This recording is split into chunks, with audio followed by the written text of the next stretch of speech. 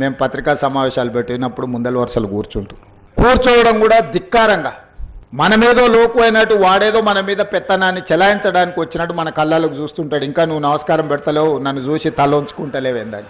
నాకైతే అప్పుడప్పుడు అనిపిస్తుంది దిగిపోయి పల్ల చెంపలు వలగొట్టాలని. కానీ పరిస్థితులు హోదా అడ్డం వస్తుంటాయి. ఒక్కోసారి జర్నలిస్టులను చూస్తే చెంపదెబ్బ కొట్టాలనిపిస్తుంది అని చెప్పేసి అంటారు. ఆ హోదా అడ్డొస్తుంది కాబట్టి నేను ఆ పని చేయలేకపోతున్నట్టు.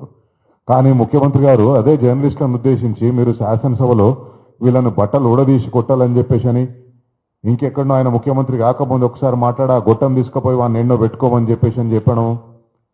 ఇప్పుడు ఈరోజు జర్నలిస్టులను ఈ రకంగా మాట్లాడితే ముందలున్న జర్నలిస్టులకు కూడా ముఖ్యమంత్రి గారిని చెంప బలగొట్టాలనిపిస్తుంది, ఇంకేదో చేయాలనిపిస్తుంది. కానీ దురదృష్టవశాత్తు హోదా అడ్డొస్తుంది, స్థాయి అడ్డొస్తుంది.